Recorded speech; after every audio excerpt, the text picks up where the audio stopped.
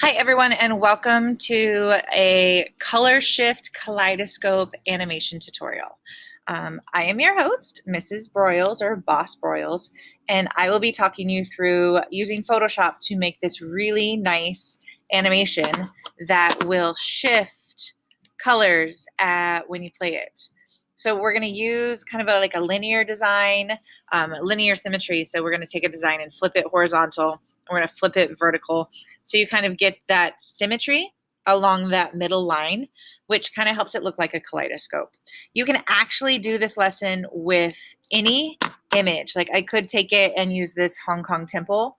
And I started this earlier today too. I actually took it, flipped it a few different times, and then I started a color shift on this.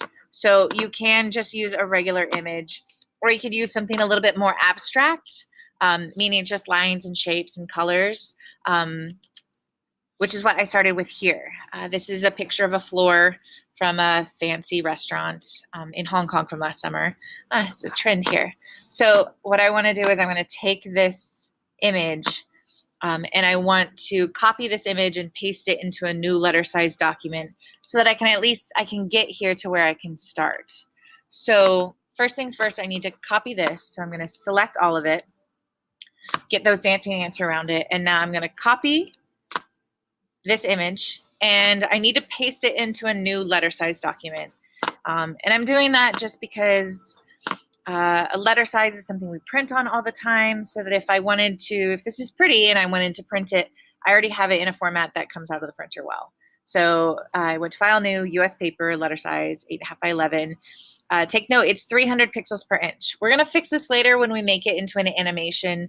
We're going to downsample this down, but for now, 300 ppi. Let's just work big to begin with. So I've copied this.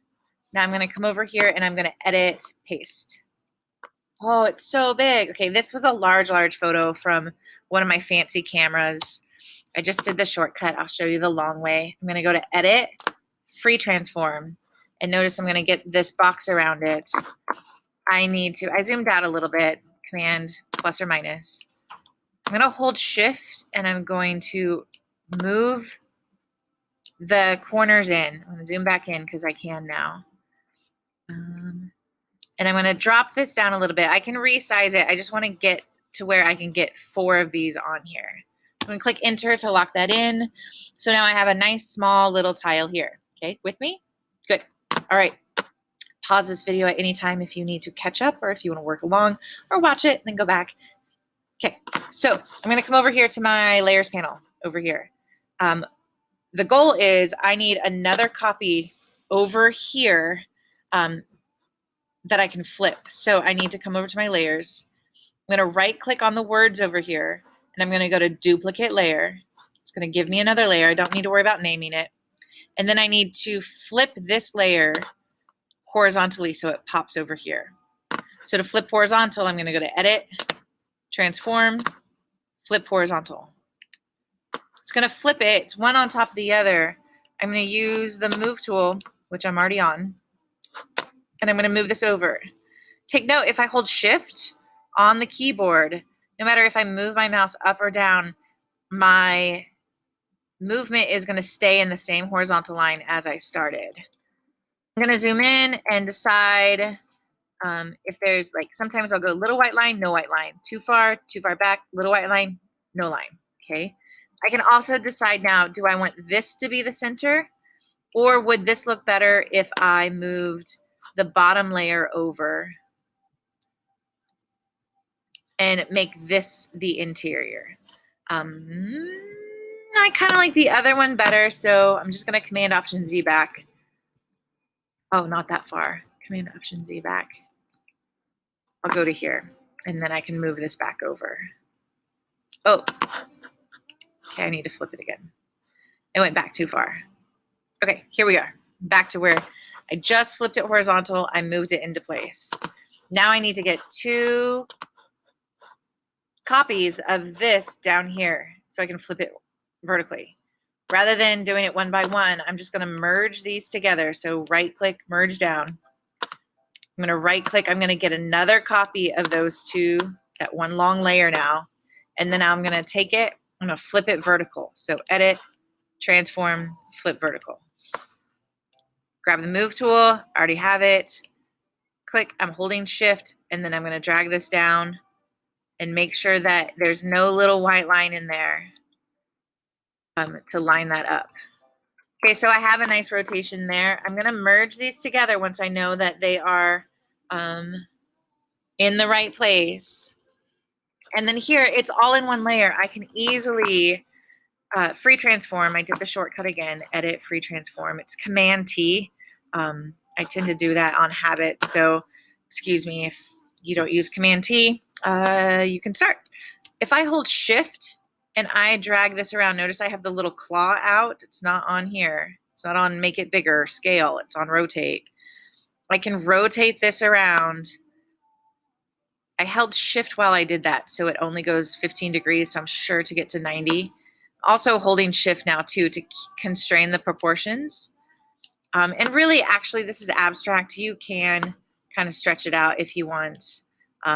It does not need to stay the same size. If I was using that temple, then I probably want to hold shift. Just using the arrow keys to kind of line that up and put that in the center.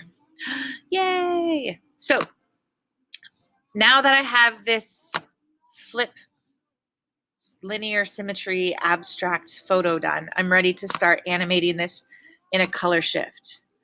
Notice down here, I already have my window timeline open. This is my animation timeline open down here.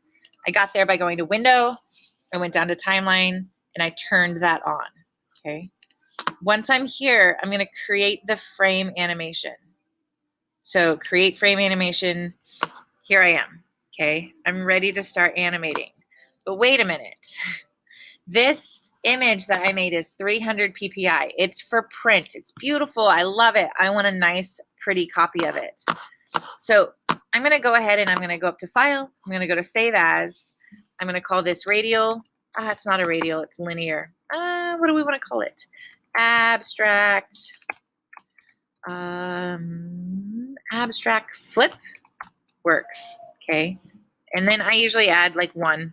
Sometimes I add 18, 19 because I make a lot of these.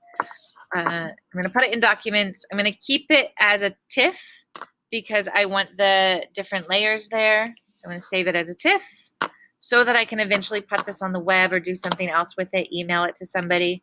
I'm also going to go back to Save As, and I'm going to save it as a JPEG. You guys are well versed in TIFFing and JPEGing.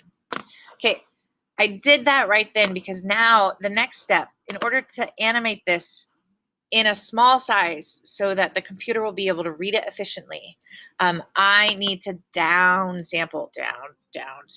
It's 300 PPI. I need to make it 72 PPI.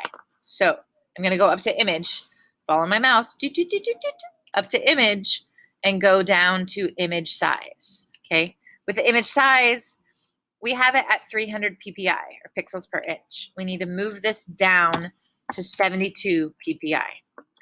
Oh no, look. It changed my length and or my width and my height too. Look, my